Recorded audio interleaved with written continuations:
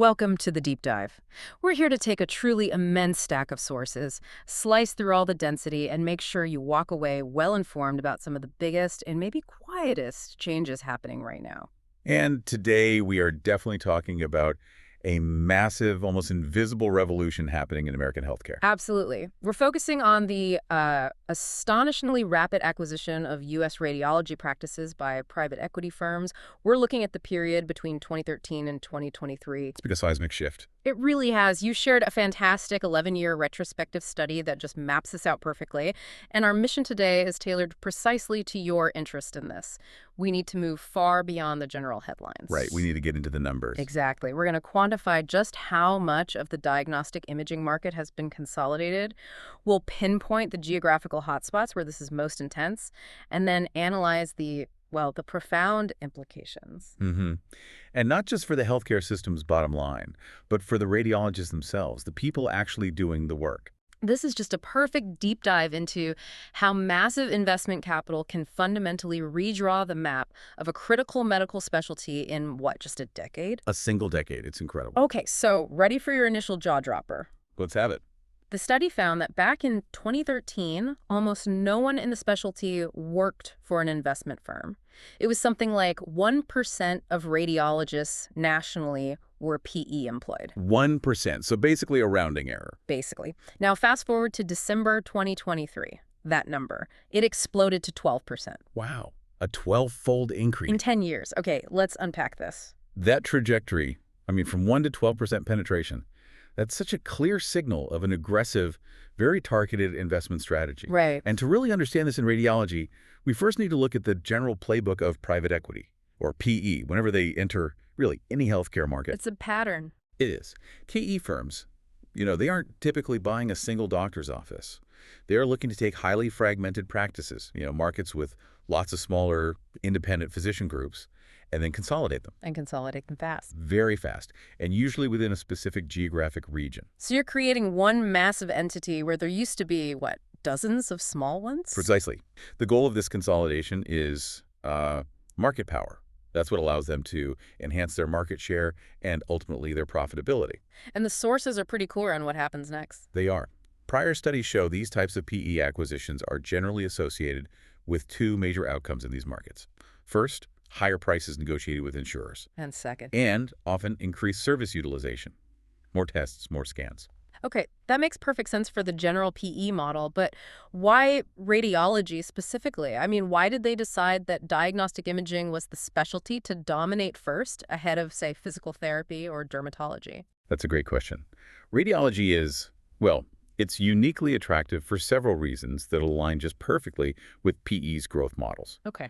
First, it has a heavy reliance on advanced, really expensive technology and complex centralized IT infrastructure.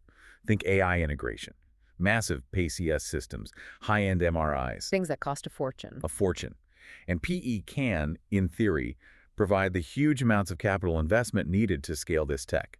That's something individual practices often really struggle to afford. I see. So they come in with the capital. They do. Second, the demand is only growing. Diagnostic imaging is essential. It's universally used across the entire population, whether you're in a trauma center or a tiny outpatient clinic. And the third piece. And finally, the reimbursement rates for these high-volume, high-tech services have generally been pretty favorable. So that creates a very attractive business model for revenue enhancement and efficiency optimization. It really is the perfect formula for scaling up quickly. High demand, high-tech barriers for competitors, and good margins. But, to be fair, the study wasn't completely one-sided on the theory behind all this. I noticed they also mentioned the promised upsides. They absolutely did, and it's important to acknowledge those theoretical benefits, though they do remain understudied. Right. When these deals happen, the common narrative involves enhanced access to capital, facilitated technology investments, and, the promise of improved operational efficiency across a newly unified network. The idea being that you centralize all the back office stuff, billing, scheduling, IT, and that lets the doctors just focus on medicine. That's the pitch, exactly. But as you noted, the evidence on whether those benefits actually translate to better patient care is still very much emerging. So we have the theory, and now we have the data on the sheer scale of the change. We do. So let's get into that scale. This 11-year sweep from 2013 through 2023. The researchers here, they did some serious work to quantify this. They cross-referenced financial databases with public federal data. Basically tracking the money and then verifying who was actually billing for services under these new, big, consolidated entities. That's it. And over that time, they identified a total of 151 PE acquisitions of radiology practices. 151. And it wasn't a steady trickle. Not at all. It was a wave that accelerated dramatically.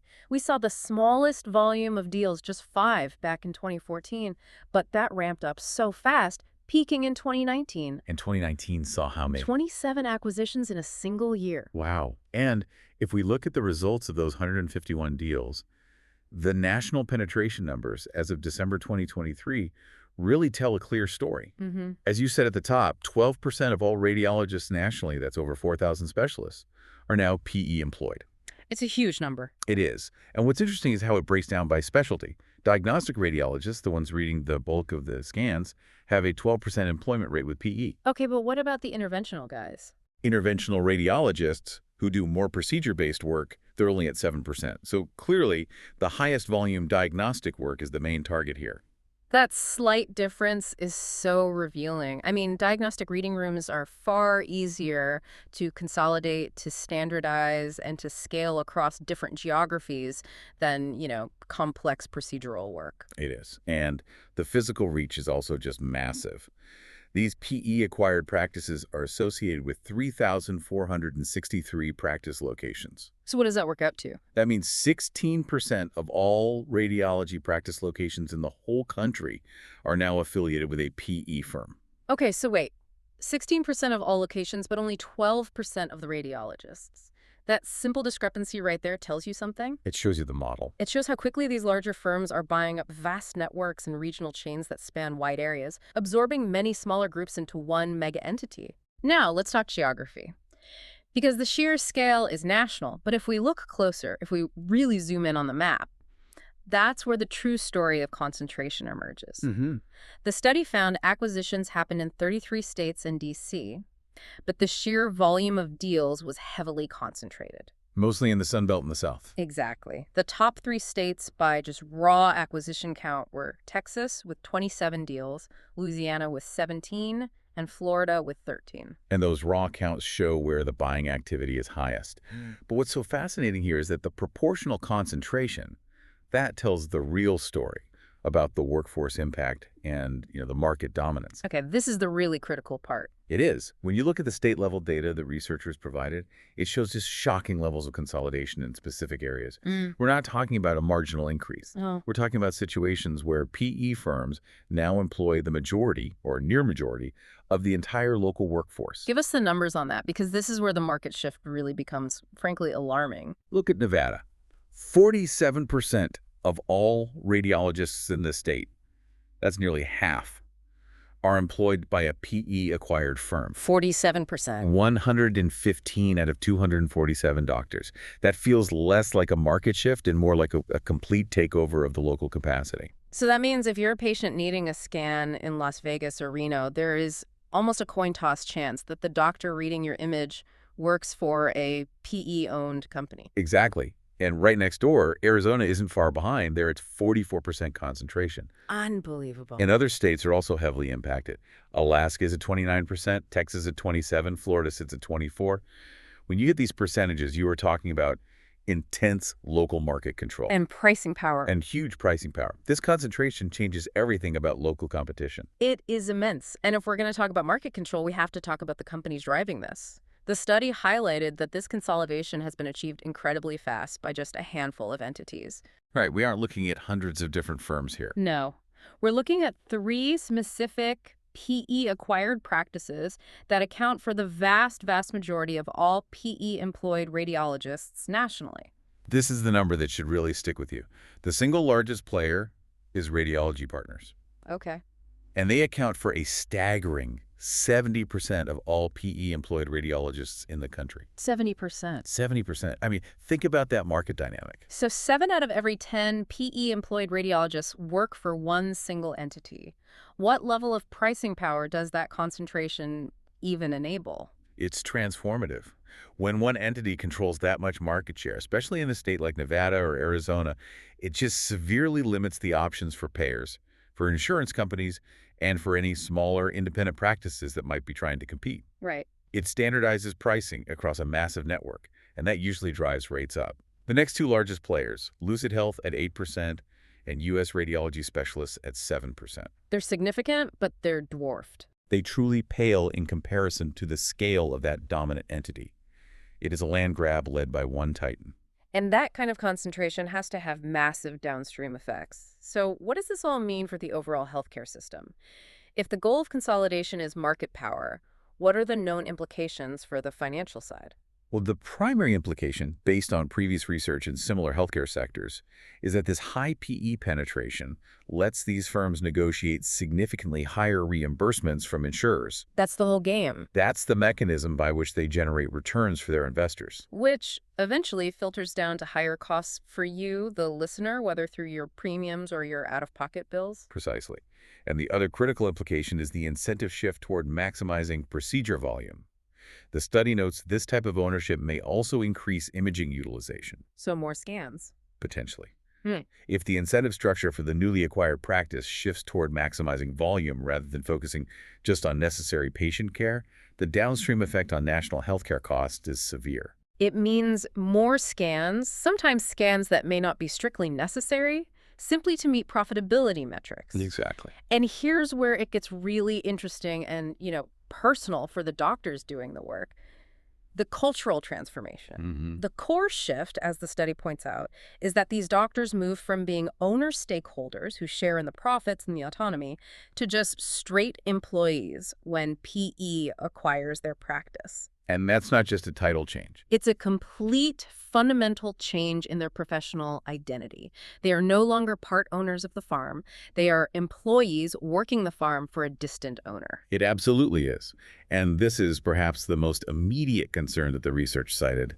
When a doctor loses their owner status, they lose a degree of professional autonomy. They are now working under new management structures. Structures that are focused primarily on delivering investor returns. That's the bottom line. The study explicitly names the resulting headaches that often appear. Intense cultural changes within the practice, major leadership challenges as new directives are imposed from above. And crucially, vastly increased productivity demands. Radiologists are highly specialized professionals. They need concentration, they need quality control. But the system now demands throughput. it's that constant pressure to read more scans faster, often without the necessary input into the process or the ability to slow down if a complex case really requires it. Yes. What is the immediate consequence of applying that kind of financial pressure to sensitive diagnostic work? It leads directly to the main concern cited in the source. This shift may exacerbate clinician burnout and turnover. Of course. If you have higher demands, less autonomy, cultural upheaval, and this intense pressure to increase your output, the risk of losing those specialists, the very people you need to read those complex images, it just goes up dramatically. And when a state like Nevada loses experienced radiologists to burnout, replacing them is incredibly difficult, especially when one firm already controls half the market. It presents an enormous systemic challenge. But this raises an important point, a critical insight, because the study also highlights a huge gap in the current research. What's missing? We have quantified the how and the where of this takeover, but the long-term impact is still unfolding. We need much more study to truly assess the effects of this PE involvement on healthcare delivery, patient outcomes, and actual patient access to imaging in those highly concentrated markets. That makes perfect sense. We've sort of mapped the battlefield, but we haven't measured the casualties yet. So to quickly sum up this dramatic 11-year transformation, Go for it. we went from marginal private equity ownership, just 1% nationally, to 12% national penetration, with 3 firms dominating the majority of that workforce. And in places like Nevada and Arizona, nearly half of all radiologists are now working for PE-acquired firms. And this raises an important question for you, the listener, to sort of mull over as this consolidation continues to play out. Okay. If the primary operational goal of PE is consolidation to enhance profitability by increasing utilization and negotiating higher rates, and that requires intense productivity pressure on the specialists, how might that intense financial pressure affect the long-term quality and even the availability of complex diagnostic services in those highly concentrated areas like Nevada and Arizona? It's a critical question. It is. If the doctors are burning out, will the quality of critical care eventually suffer under the weight of investor expectation? It's a real tension point for the future of specialized medicine. A perfect and very challenging place to leave this deep dive. Thank you for joining us as we unpack this incredibly complex subject. Until next time.